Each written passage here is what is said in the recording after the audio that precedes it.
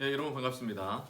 마치 처음 인사하는 것처럼 오늘도 이렇게 시작합니다. 예, 오늘은 제 16과라고 해야 되나 16번째 시간 교회란 무엇인가에 대해서 우리가 오늘은 좀 생각해 보는 시간이 되게 가지도록 하겠습니다. 제가 지금 좀 말씀이 너무 많아가지고 좀 앞에 좀 빼버렸는데 제가 말씀을 하나 읽어 드릴게요. 한번 잘 들어보시고 이 말씀 속에서 교회가 무엇을 지칭하고 있는지 한번 찾아보길 바랍니다. 사도행전 8장 1절부터 3절에 나오는 말씀을 제가 세 번역으로 읽어 드릴게요. 사울은 스데반이 죽임 당한 것을 마땅하게 여겼다. 그날에 예루살렘 교회에 큰 박해가 일어났다. 그래서 사도들 이외에는 모두 유대 지방과 사마리아 지방으로 흩어졌다. 경건한 사람들이 스데반을 장사하고 그를 생각하여 몹시 통곡하였다. 그런데 사울은 교회를 없애려고 날뛰었다. 그는 집집마다 찾아 들어가서 남자나 여자나 가리지 않고 끌어내서 감옥에 넘겼다. 여기에 이제 예루살렘 교회에 박해가 있었다. 교회가 흩어졌다. 사울이 교회를 없애려고 날뛰었다. 이런 표현들이 나오거든요. 여기서 교회가 무엇을 가리키는 것 같습니까?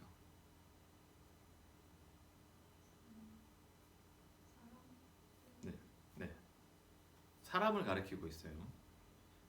예루살렘 교회가 박해가 있었고 그래서 교회가 흩어졌다.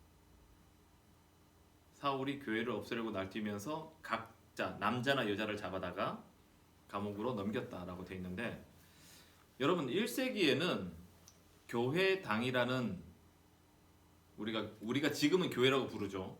이런 건물 교회당이라는 건물이 하나도 없었습니다. 그렇기 때문에 교회를 박해한다는 것은 뭐 이렇게 교회 건물을 박해하는 것이 아니라 뭐 지금도 물론 비슷한 얘기죠. 사람이 박해를 받았다는 뜻이고요. 교회가 흩어졌다는 말은 사람이 흩어졌다는 뜻이었어요. 사울이 체포해서 감옥에 넘긴 것은 사람이었습니다. 그래서 교회가 사실은 무엇이 아니라 교회는 누구라는 사실을 우리는 알 수 있죠. 신약 성경에서 교회라고 하는 단어는 잘 아는 것처럼 에클레시아, 교회를 에클레시아라고 부릅니다. 그 에클레시아라는 단어의 뜻은 불러낸 사람들 또는 불러낸 사람들의 모임이라는 뜻이죠.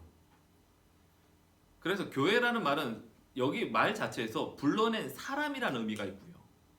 그리고 그 사람들이 모여있는 모임을 교회라고 불렀어요. 그래서 교회는 건물이 아니고 사람이고 사람의 모임입니다. 그리고 그런 사람들이 불러냄을 받은 사람들이 또는 그들의 모임 무리들이 필요해서 건물을 뭐 짓든지 건물을 사든지 빌리든지 한 것이죠. 그래서 교회라고 하는 것은 어떤 종교적인 기관이나 어떤 건물을 의미하지 않습니다. 그리고 비인격적인 어떤 조직을 의미하는 것도 아니에요. 그래서 교회는 원래 그리스도를 주로 고백하는 사람들의 모임이 교회라는 거예요. 근데 이제 지금은 우리가 그렇게 생각하지 않죠.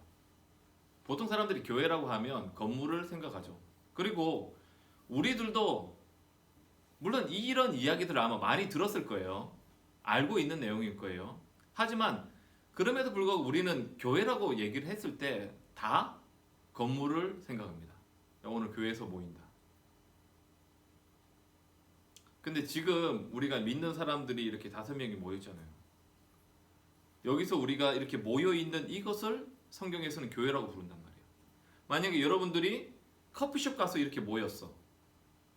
그러면 그게 교회예요. 여러분들이 살아가는 현장도 교회가 될 수 있는 거예요. 지금 우리의 생각 속에 굉장히 이렇게 강하게 자리 잡고 있는 이런 교회의 의미에 대해서 우리가 그런 의미들을 좀 깨트리고 원래 교회가 가지고 있는 그 의미를 좀 지금 이 시대에 우리 가운데 그 의미들이 좀 분명하게 살아나도록, 그리고 여러분들이 그 의미에 대해서 좀 더 이렇게 분명하고 정확하게 또 가슴으로 그것들을 받아들일 수 있도록 좀 우리가 노력을 할 필요가 있어요. 그래서 이제 첫 번째, 교회가 뭐냐? 첫 번째가 교회는 성도라고 얘기한 거예요. 첫 번째, 교회는 성도입니다. 고린도전서 1장 1절부터 3절에 나오는 말씀, 자 한번 읽어볼게요. 시작. 하나님의 뜻을 따라 그리스도 예수의 사도로 부르심을 받은 바울과 형제 소스데는 고린도에 있는 하나님의 교회 곧 그리스도 예수 안에서 거룩하여지고 성도라 부르심을 받은 자들과 또 각처에서 우리의 주 곧 그들과 우리의 주 대신 예수 그리스도의 이름을 부르는 모든 자들에게 하나님 우리 아버지와 주 예수 그리스도로부터 은혜와 평강이 있기를 원하노라. 여기 잘 나와 있죠. 바울과 형제 소스데네는 고린도에 있는 하나님의 교회, 고린도 교회를 말했는데 그 고린도 교회는 지금 은혜중앙교회처럼 이렇게 건물로 딱 지어진 교회가 아니었고요. 그 고린도 지역에 살고 있는 그리스도인들을 말하는 거예요. 곧 그리스도 예수 안에서 거룩하여지고 성도라 부르심을 받은 자들, 또 각처에서 우리 주 그들과 우리 주 예수 주 대신 그리스도 예수의 이름을 부르는 모든 자들. 교회라고 해놓고 이런 사람들을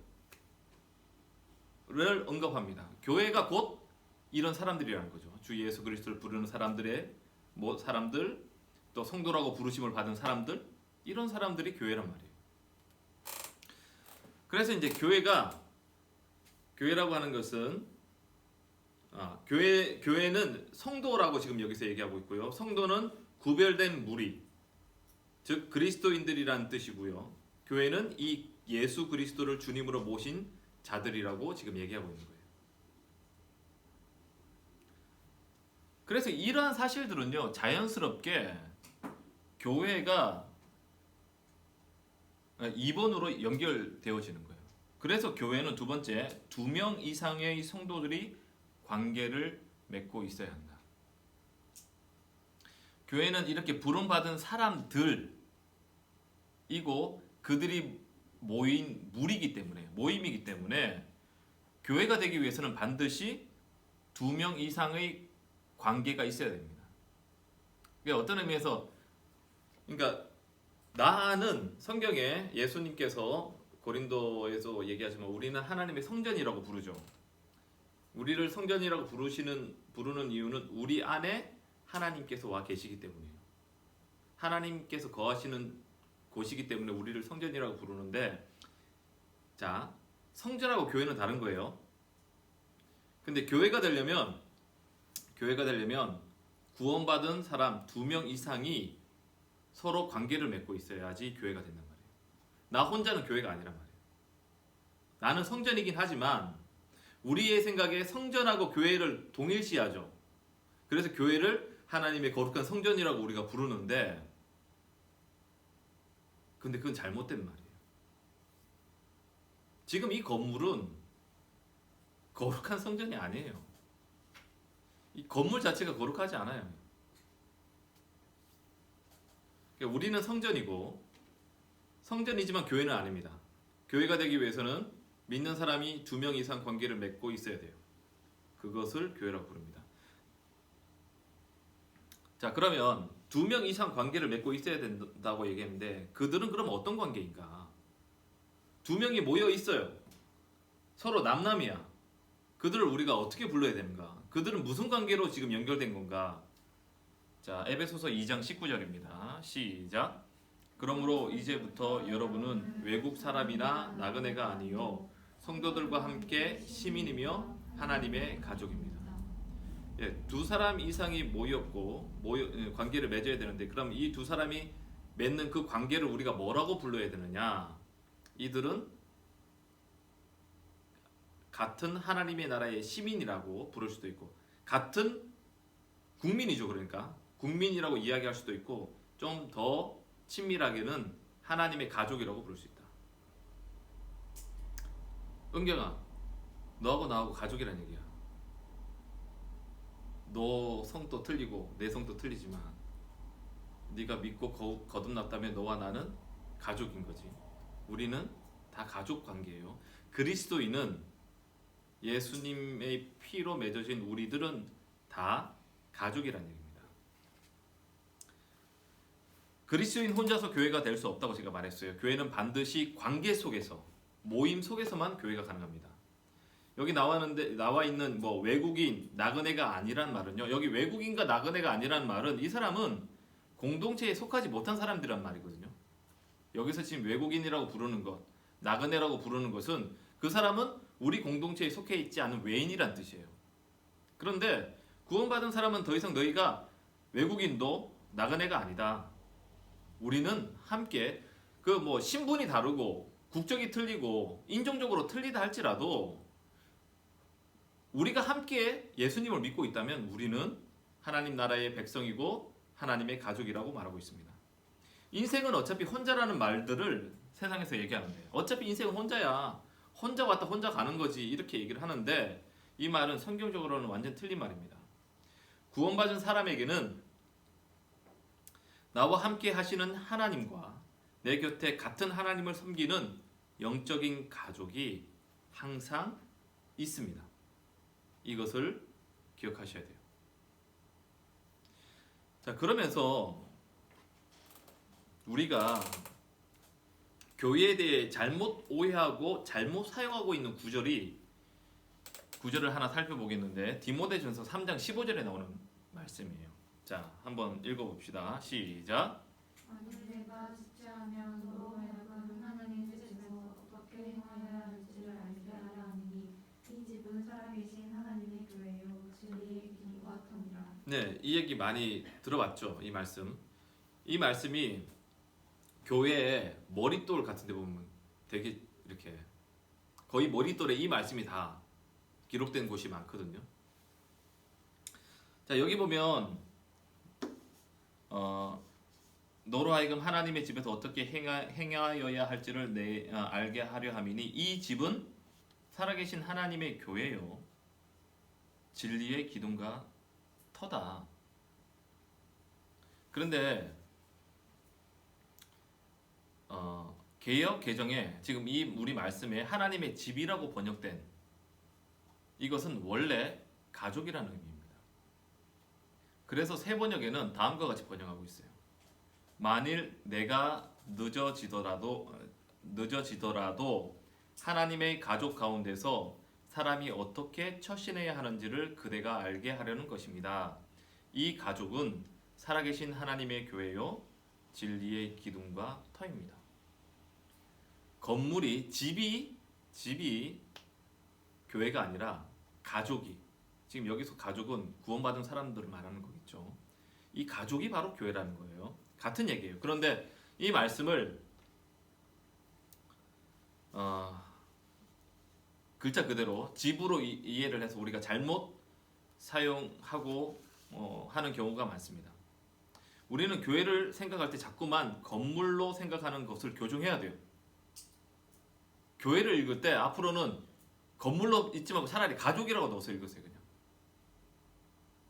교회를 생각할 때 자꾸 건물로 생각하지 않도록, 아 그래, 교회는 가족이다, 교회는 관계를 말한다, 교회는 사람들의 모임이다, 이러한 것들을 여러분의 이제 이 생각 속에 자꾸 이렇게 새기려고 해야 됩니다. 여러분 마음속에 있는, 생각 속에 있는 교회는 건물이라는 생각을 지워버리려고 여러분 하셔야 돼요.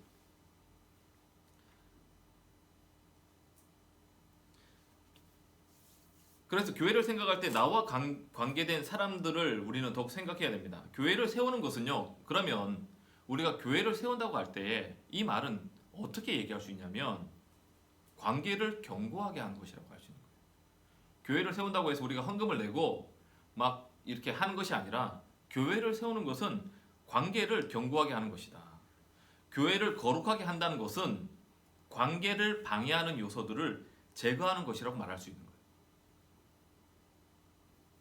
교회를 관계로 바꾸게 되면 우리가 이렇게 생각할 수 있다는 말이죠. 제가 이거는 아마 내일 나눔을 할 때도 요걸 같이 이렇게 질문하면 될 것 같은데, 내가 하면서 자연스럽게 이런 질문들이 떠올라서 좀 적어봤거든요. 교회가 건물이 아니라 믿는 사람들의 모임이고 관계라면 나는 성도와의 관계를 위해, 다른 말로 교회를 세우기 위해, 성도와의 관계를 위해 또는 관계 개선을 위해 무슨 노력을 하고 있는지, 나는 다른 성도들에 대해서 어떤 입장과 태도를 가지고 있는지에 대해서 생각해보고 생각해보면 좋을 것 같아요. 그리고 거기에 대해서 한번 말을 할 수 있다면 좋을 것 같습니다. 한번 생각해 보세요. 나는 성도와의 관계를 위해, 그리고 만약에 이 교회 안에 있는 성도 가운데 내가 불편하거나 좀 이렇게 마음적으로 멀거나 이런 사람 있잖아요. 일주일에 한 번씩 만나가지고 안녕 이렇게 인사할 수는 있지만, 그렇게 인사한다고 해서 우리가 다 가까운 건 아니잖아. 마음으로는 멀지만 그냥 그렇게 인사할 수 있잖아. 그러면 계속 그런 관계를 유지하면서 우리가 가서는 안 되는 거거든. 관계를 더 이렇게 개선시키고 해야 되는데, 그것을 위해서 우리가 무슨 노력을 내가 하고 있는지 또는 내가 해야 되는지에 대해서, 다른 성도에 대해서 어떤 입장과 태도를 가지고 있는지 자신을 한번 돌아보자는 얘기입니다. 그리고 교인들은 서로를 어떤 관계로 인식해야 합니까? 마태복음 12장 47에서 50절입니다. 시작. 어떤 사람이 예수께 와서 말했다. 보십시오, 선생님의 어머니와 형제들이 선생님과 말을 하겠다고 바깥에 서 있습니다. 그 말을 전해준 사람에게 예수께서 말씀하셨다. 누가 나의 어머니며 누가 나의 형제들이냐? 그리고 손을 내밀어 제자들을 가리켜서 말씀하셨다. 보아라, 나의 어머니와 나의 형제들이다. 하늘에 계신 내 아버지의 뜻을 따라 사는 사람이 곧 내 형제요 자매요 어머니이다. 예수님의 이 말씀은요, 예수님의 그 육체적인 가족들을 무시해서 이렇게 말씀하신 것이 아닙니다. 예수님은 이때 이 상황을 이용해서 청중들에게 하나님의 나라를 설명하신 거죠. 하나님을 믿어 하나님의 뜻대로 행하는 신자들은 하나님 품 안에 있는 가족으로서 서로가 형제 자매 관계라는 말이죠. 이걸 지금 예수님께서 말씀하시는 거예요. 나랑 육체적인 관계, 육체적으로 그 피로 맺어진 그런 혈연 관계, 혈연 관계만이 나의 가족이 아니라 예수님을 같은 주인으로 구원자로 믿는 그 사람들이 진정한 가족이라고 말씀하신 거예요. 그래서 우리가 교회 안에서 이제 형제 자매, 남자 여자를 향해서 형제님, 자매님이라고 부르게 된 것은 그냥 어쩌다 보니까 그렇게 된 것이 아니라 되게 자연스러운 겁니다. 어떤 의미에서 우리가 형제 자매라고 서로를 부를 수 있다는 것은 굉장히 영광스러운 일인 거죠. 왜냐하면 이 호칭은 예수님을 믿어 하나님의 자녀가 된 사람들에게만 쓸 수 있는 용어이기 때문이에요. 지금 옆에 있는 사람들 한번 바라보실래요? 서로 한번 바라보고, 지금까지 서로를 어떻게 생각했는지. 여러분 옆에 있는 사람이 가족으로 여겨지나요? 제가 여기서 또 하나 적용 질문을 하나 이렇게 적어봤어요. 우리가 교인들을 나의 가족으로 생각하지 않고 받아들여지지 않는 이유는 무엇일까? 그리고 어떻게 하면 교회 다니는 우리 옆에 있는 사람들을 나의 진짜 가족처럼, 가족으로 내가 어떻게 하면 받아들일 수 있을까? 또는 나는 가족으로 여기지만 상대방이 나를 가족으로 안 여길 수도 있잖아. 그럼 우리가 어떻게 서로를 정말 가족으로 여기고 받아들일 수 있을까? 라는 것에 대해서 한번 생각해 봤어요. 그러면서 이제 저의 경험을 한번 생각해 봤거든요. 저는 제가 포항에 있을 때 제가 속해 있는 어떤 목장 식구들에 대해서 마음이 완전 활짝 열려 있었어요. 그리고 제가 생각했을 때 어떤 사람들보다 그 사람들하고 같이 있는 것이 굉장히 즐겁고 행복했습니다. 그러니까 그렇기 때문에 우리 셀 그때 우리 목장이죠. 그때 우리 목장들은 제가 얘기했잖아. 주일날 한 번 만나면 5시간을 얘기를 한다고. 남자들이 중년의 남자들이 술도 안 먹고 다른 것도 안 하고 얘기를 5시간 한다는 것은 사람들한테 얘기하면 아마 깜짝 놀랄 거예요.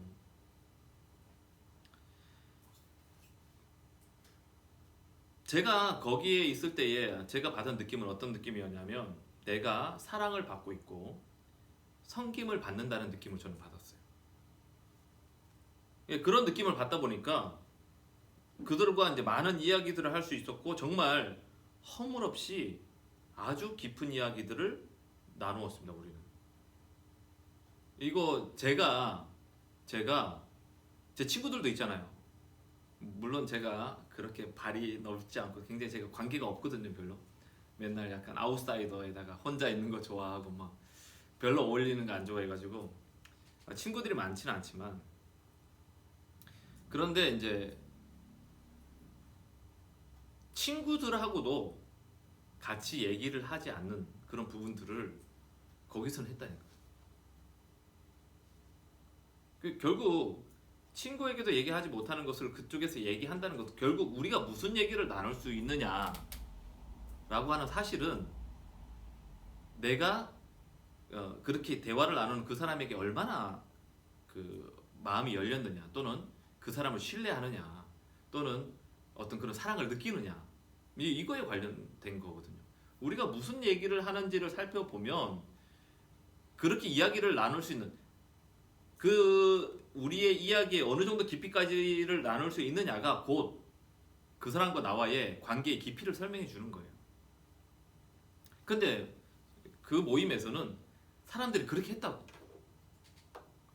심지어는 그때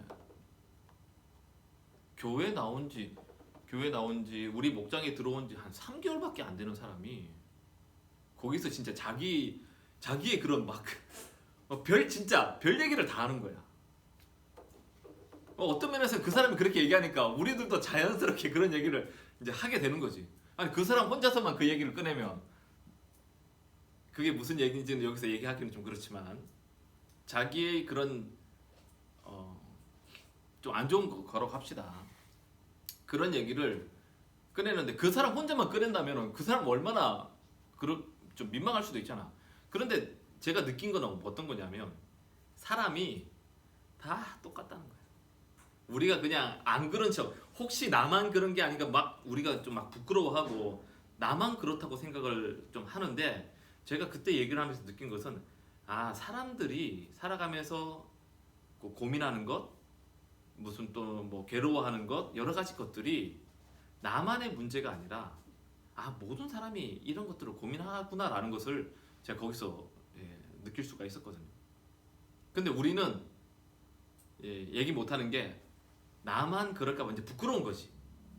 부끄러워서 자꾸 숨기려고 하고 감추려고 하고 그러면서 자꾸 이제 뭐 가식과 그러면서 사람의 마음은 점점 더 이렇게 외로워진다고 해야 되나? 자기 혼자 그 문제를 씨름해야 되는 거니까.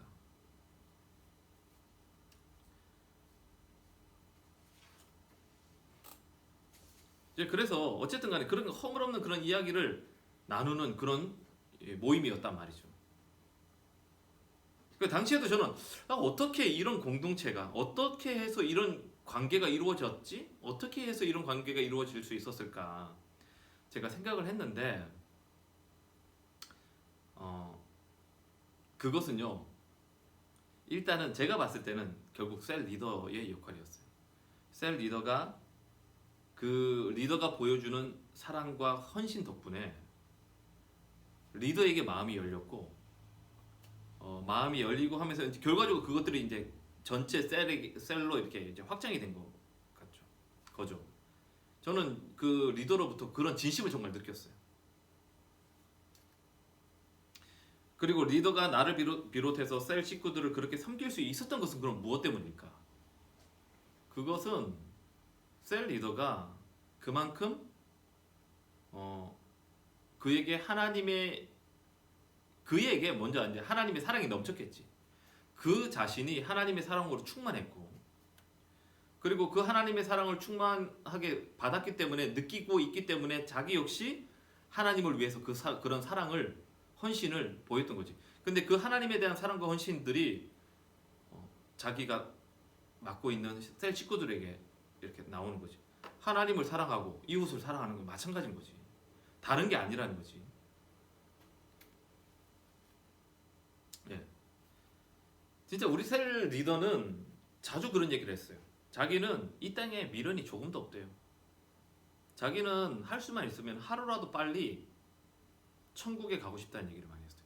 그분은 이 땅에서 뭐 이렇게 뭐 누리거나 이런 것에 대한 그런 게 별로 없고, 내가 나에게 맡겨진 사명을 감당하기 위해서 있지만, 만약에 자기가 하나님 앞에 서야 될 상황이 온다면 자기는 하루라도 빨리 하나님 나라에 가고 싶다는 얘기를 정말 자주 얘기했어요. 그 사람은 이 세상에 미련이 없는 거지. 예, 그분은 가치가 진짜 하나님 나라의 가치로 이제 가득 찬 사람인 거예요. 그러니까 이제 그 셀 식구들을 위해서 자기의 시간 뭐 이런 걸 하는 데 있어서 주저하지 않았죠.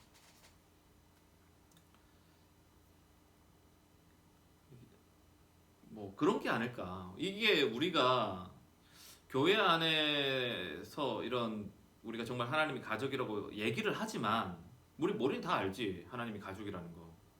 가족이라고 생각을 하지만 실제 우리의 행동은 그렇지 않거든. 가족으로서의 행동을 우리가 하진 않거든. 우리가 가족에게 어떻게 하는지를 생각해보면, 아까 이제 이야기 얘기를 했잖아요. 우리가 어떤 이야기를 하느냐. 우리가 집에서 여러분 얼마나 편하게 있습니까? 얼마나 편하게 행동해요. 집에 있는데 여러분 지금 여기 이렇게 있는 것처럼 이렇게 행동하면 얼마나 불편하겠어 그게. 사실 거기서는 우리의 모든 거 다 그냥 편하게 다 하지. 근데 왜 우리가 어떻게 해서 그렇게 할 수 있을까요?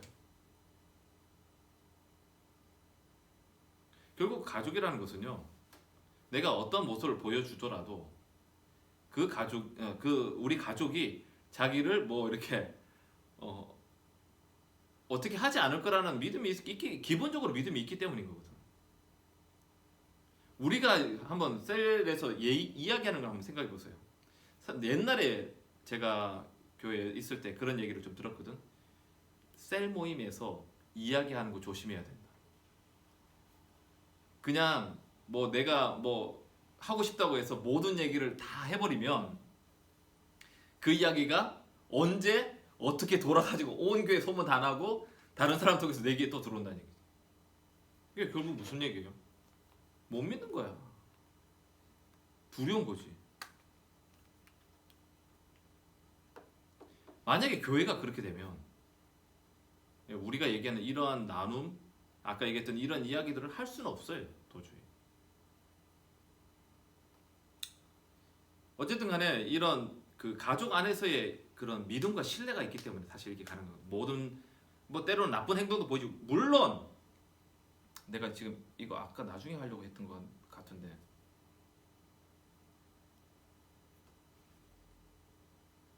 내가 이거 어딘가 적어놨던 것 같은데 지금 미리 지금 이야기가 나와서 얘기를 해버리는데, 이 세상의 가족은요, 이 세상에 있는 가정은 완벽한 가정은 없죠. 완벽한 가정이 없어요. 그래서 우리 가정 안에서 굉장히 많은 갈등들이 있지. 갈등도 있고 상처도 받고 문제도 많아. 우리가 추구하는 이런 교회에서의 하나님의 가족의 모습이 그런 모습, 이 세상에 있는 그런 불완전하고 갈등 많은 그런 가정을 우리가 추구하자는 건 아니죠. 당연히 아니에요. 그런데 그렇게 가정이 그런 모습을 보이는 이유는 무엇 때문이냐면, 부모들이 허물이 있고 약점이 있고 온전하지 못하기 때문이에요. 부모가 온전한 사랑을 보여줄 수 없는 거지. 자기 감정대로 막 성질도 부리고 자기 하고 싶은 대로 행동하고, 이 세상에 있는 부모님들은 그렇게 행동을 하잖아. 그런 식으로 자녀에게 대하잖아. 그러니까 이 세상에 있는 부모님들이 완전하지 않기 때문에 가정들이 이상적인 가정은 없어요. 하지만 이 하나님 나라 안에서 우리가 추구하는 가정은 일단 하나님이 우리 부모님이시잖아요. 그런데 그분은 완전하신 분이셔.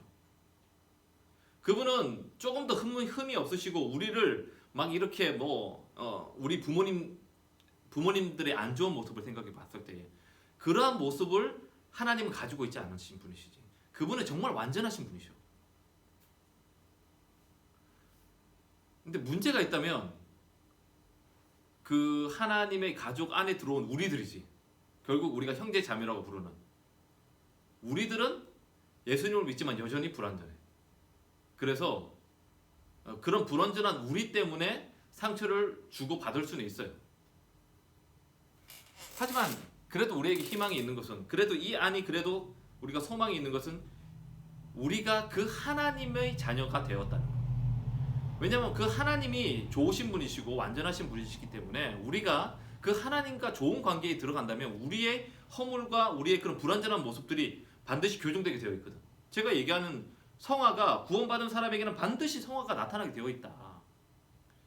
우리가 하나님과의 바른 관계에 들어가 있으면 결국 우리도 예전에 있는 그 모습대로 살지 않고 하나님과의 관계 속에서 우리가 나아진단 말이야.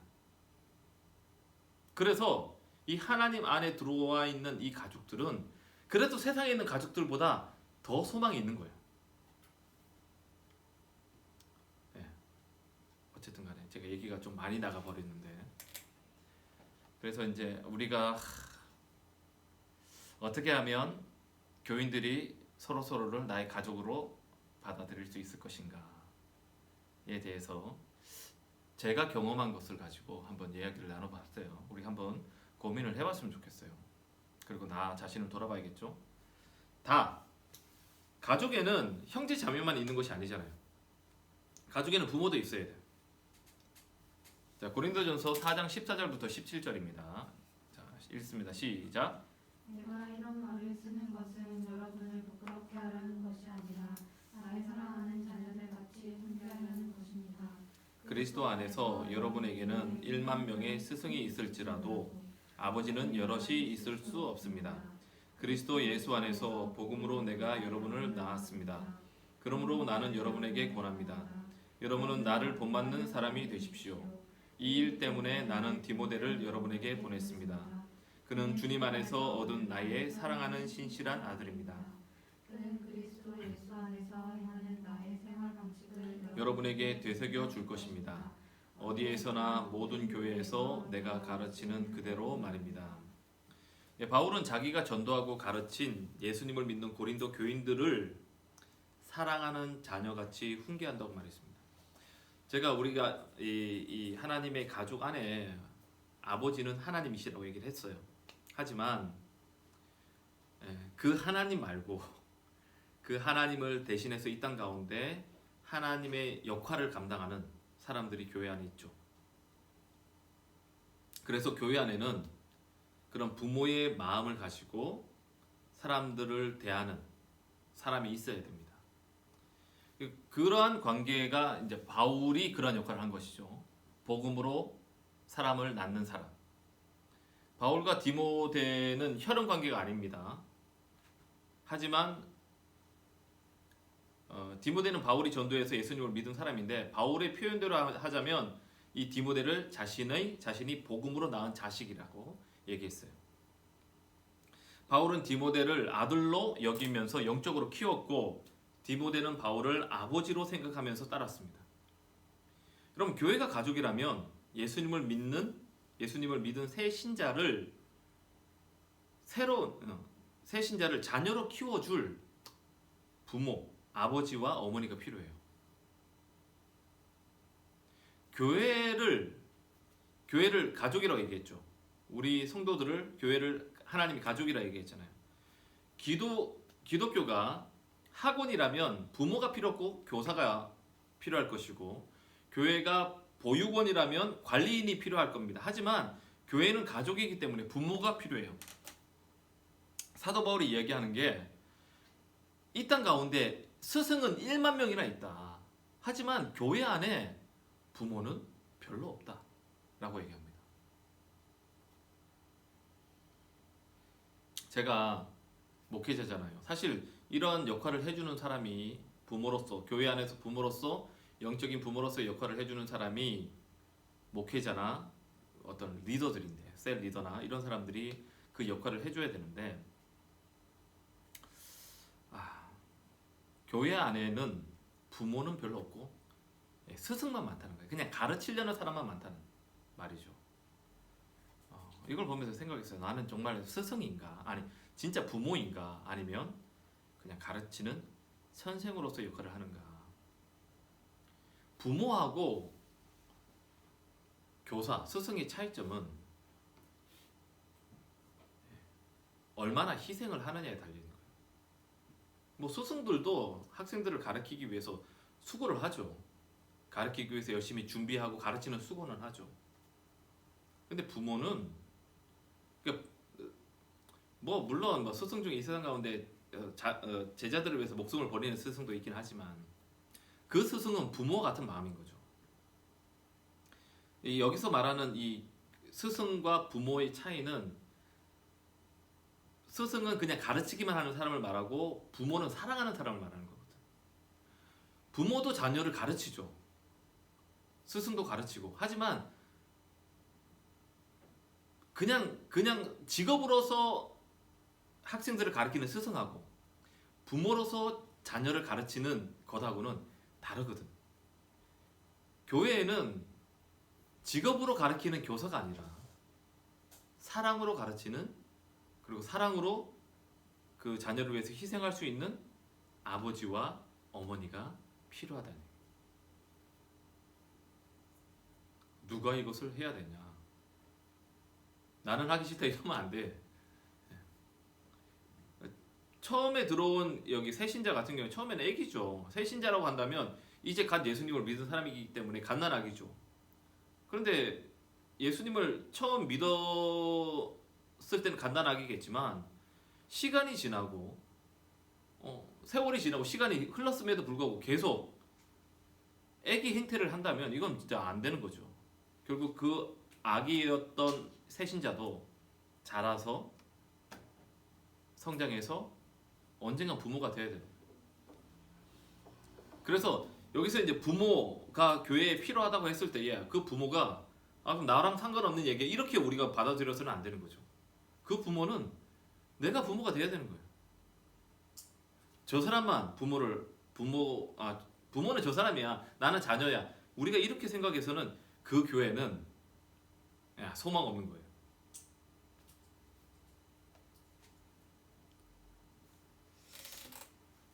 자, 세 번째, 교회는 한 몸이다. 이제 우리가 교회를 가족이라고 이야기를 했는데, 하지만 바울은 교회를 자주 신체에 비유해서, 몸에 비유해서 설명을 했습니다. 이 몸으로 교회를 이렇게 설명한 것은 우리가 믿는 사람들이 이루는 이런 가족 공동체로서의 교회가 어떤 의미를 가지고 있는지 더 선명하게 드러냅니다.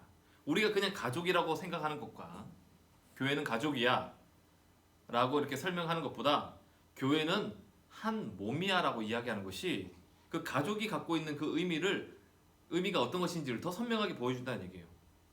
고린도전서 12장 26절 27절 한번 읽어보겠습니다. 시작. 고통을 당하면 모든 지체가 함께 고통을 당합니다. 한 지체가 영광을 받으면 모든 지체가 함께 기뻐합니다. 여러분 그리스도의 몸이요 따로따로는 지체들입니다. 가족들 중에도 전혀 진짜 남보다 못한 가족들이 있는 경우도 있어요. 그런데 몸 같은 경우에는 하나로 다 연결되어 있잖아. 그래서 여기 이렇게 깨물면은 온 몸이 고통을 느끼는 거예요.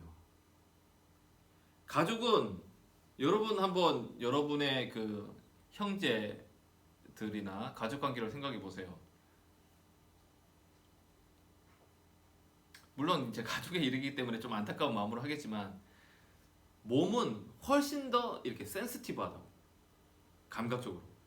나의 가족이 느끼는 그 고통을 가족 같은 경우에는 아프다고 했을 때 아파서 조금 이렇게 좀 아파서 어떻게 이렇게 안쓰러움을 가질 수는 있지만 그 가족이 느끼는 그 아픔을 마치 내가 느끼는 것처럼 느껴지는 것은 이제 그런 사람도 있겠지만 뭐 어때요? 동생이 아플 때 그렇게 막 열나고 아프지는 않잖아 우리가. 그냥 아프구나. 약이라도 사줄까? 뭐 이렇게 이 정도는 우리가 할 수 있지만 그렇지는 않는데 같이 그만큼 고통을 안 느끼잖아요. 하지만 몸 같은 경우에는 이게 내 어떤 부분이건 간에 한 곳이 아플 경우에는 온 몸이 다 고통스러워한다. 온 몸이 고통스러워하면서 그 문제를 해결하기 위해서 서로 막 일을 하지. 뭐 손에 뭐가 이게 박혀 있으면 눈이 어디에 박혔는지 막 이렇게 살펴보고 말이야. 그래서 막 도구를 찾으러 발이 가고 도구를 찾아서 손이 들고 와서 거기에 뭐 어떤 조치를 취하고 뭐 아니면 입이 자기가 안 되면 누구 보고 도와달라고 얘기를 하든지 온 몸이 같이 이렇게 하잖아. 왜? 이 고통을 다 같이 느끼는 거지. 그만큼 서로 연결되어 있다는 것이 정말 이렇게 어떤 것인지를 이 몸처럼 이렇게 잘 설명해 주는 건 없는 것 같아요. 그래서 교회는 예수님을 머리로 해서 손, 발, 다리, 가슴, 배 등이 연결하여 몸을 이루는 것이 교회이고, 그리고 그 몸의 지체 중에 하나하나가 바로 교인들 한 사람 한 사람. 여러분 한 사람 한 사람이라고 얘기합니다. 지체와 지체가 서로 연결해야만 살아 움직일 수 있듯이 교인들끼리 연결해야만 교회도 살아야 움직이는 교회가 되는 거예요. 하나 이렇게 뭐 뚝 떨어져 있다고 해서 그래서 여러분 교회는요 연결되어 있어야 됩니다. 가끔 가다가 요즘은 굉장히 그런 사람들이 많아지고 있어요. 나 혼자서 신앙생활 할 수 있다. 나 혼자서 신앙생활 할 수 있다. 그래가지고 여러분 그런 얘기 들어봤는지 모르겠는데 가나안 성도라고 들어봤어요? 가나안 성도? 들어봤어? 안 들어봤어? 들어봤지? 지난번 내가 얘기했어? 우리 교회 청년들 진짜 이걸 너무 관심이 없는 건가 아니면은 이게 뭐라고 해야 되나? 가나안 성도라고 교회 안에 좀 이렇게 해서 이야기하는 말이 있는데 가나안 반대로 하면 안 나가. 교회 안 나가는 교인을 말하는 거예요. 성도. 자기는 어느 교회도 속해 있지 않아요. 그러면서 나는 예수님을 하나님을 믿는다고 이야기하는 사람을 가나안 성도라고 얘기해요. 그런데 요즘 이런 사람들이 많이 늘었어요. 갈수록 더 늘어나고 있어요. 그러면서 나는 하나님을 믿는다고 얘기를 하는데 그럼 오늘 우리가 지금 여기서 이야기를 했을 때에 교회를 몸이라고 얘기했잖아. 그리고 그 몸의 핵심은 서로 붙어 있는 거거든. 떨어져 있는 몸은 내 몸에서 떨어져 나간 그것은 내 몸의 일부였지만 그거는 살 수가 없어요. 죽는 거야. 나 혼자 신앙생활 할 수 있다? 성경적으로 놓고 봤을 때 그거는 잘못된 생각입니다. 하나님께서 그렇게 원하시지도 않으세요. 하나님이 원하시는 거 아니에요. 여러 가지 이유 때문에 그런 사람이 나타나. 아마 그런 사람들이 대부분이 어떤 사람이냐면 교회에서 상처받은 사람들 가능성이 많죠. 교회에 실망한 사람들. 그래서 내가 교회를 나가봤더니 교회를 갔더니 거기서 맨날 상처만 받는 거지. 이럴 바에 그렇다고 내가 하나님을 거부는 못하겠어.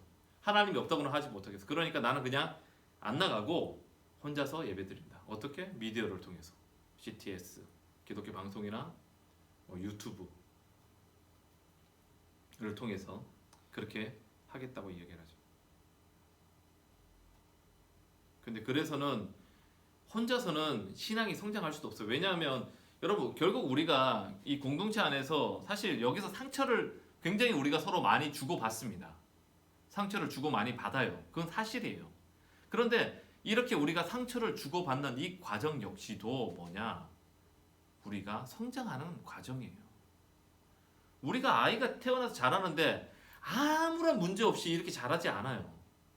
우리의 성장 과정은 다 뭐냐? 성장 과정 가운데 내가 경험하는 수많은 고통, 실패, 아픔 이런 것들을 통해서 우리가 더 성장하는 거지. 그거 없으면 자라지 않습니다. 성장할 수가 없어요. 근데 나는 그게 싫으니까 교회 안 다닐 거야 하고 뛰쳐나간다. 그 사람은 결국 건강한 신앙이 될 수 없는 거지.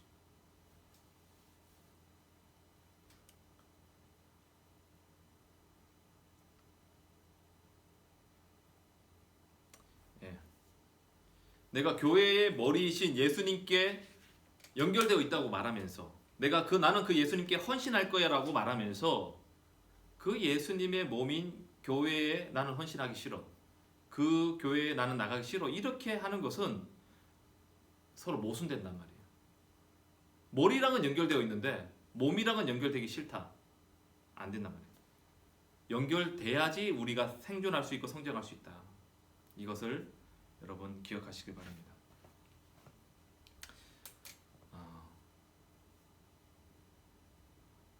제가 마지막으로 설명하고 마칠게요. 성경에 기록된 교회는 유기적인 공동체입니다. 서로 연결되어 있는 공동체라는 얘기예요. 교인들이 서로의 실제 모습을 드러내고 서로의 필요를 성경 안에 있는 교회는 서로의 실제 모습을 드러내고 서로의 필요를 채워줬습니다. 하지만 요즘 많은 교회가 자신의 실제를 노출하지 않는 경우들이 많은데 그것은 뭐와 같냐면 가족이 아니고 그것은 뭐 한 몸이 아니고 어떤 면에 그건 기독교 동호회라고 얘기할 수 있는 거예요. 여러분 동호회 가서 어떻게 해요? 항상 좋은 모습, 멋진 모습 거기서 가서 좀 즐기다 오는 거지. 내가 원하는 거 거기 가서 좀 얻고 그러면서 별로 간섭 안 하고 편안하게. 근데 우리가 교회 안에서 자기의 실제를 노출하지 않는다는 것은 그것은 가족이나 한 몸이 아니라 결국 동호회란 말이에요. 같은 것을 추구하지만 추구하기는 하는 어떤 그런 동호회. 서로에게 좋은 모습만 보여주려고 하는 거예요. 지금 여기서 내가 적었었네. 네, 제가 그냥 쭉 읽고 마칠게요. 여러분의 집을 생각해 보라. 그곳에서 어떻게 행동하는가? 왜 그런 행동을 할 수 있나? 가족이기 때문에. 가족으로서 믿음과 사랑이 있기 때문에. 하지만 교회 안에서 이런 모습을 보기는 너무 힘든 것 같습니다. 혹시 여러분의 가정에 문제가 있다면 그것은 교회의 모습이라는 말은 아니다. 우리 부모는 제가 다 했던 얘기네요. 그래서 하나님 아버지와 좋은 관계에 있다면 반드시 우리들도 하나님 아버지를 닮게 될 것입니다. 그런 교회가 우리가 바라고 소원하는 교회입니다. 그래서 교회가 무엇입니까? 교회는 건물이 아니다. 교회는 성도고 성도들의 모임이고 그리고 그 모임의 관계는 가족의 관계이고 한 몸을 이룬 관계다. 그런데 과연 나는 교회 안에서 얼마나 연결되어 있을까? 나는 교회 안에 같이 교회 다니는 사람들을 얼마나 가족으로 생각하는가? 내가 어떻게 하면 그 사람들을 나의 가족으로 받아들일 수 있을까? 또는 어떻게 하면 그 사람이 나를 가족처럼 하게 할 수 있을까? 이런 부분에 대해서 우리가 함께 고민하고 제가 이미 다 얘기를 했어요. 어떻게 해야 되는지 저희 경험을 통해서도 얘기를 했어요. 그럴 수 있었으면 좋겠어요. 저는 우리 교회가 그런 교회가 됐으면 좋겠어요. 그걸 소망합니다. 네, 우리 시간 오늘 이 말씀을 생각하면서 다 같이 한번 기도하도록 하겠습니다. 네.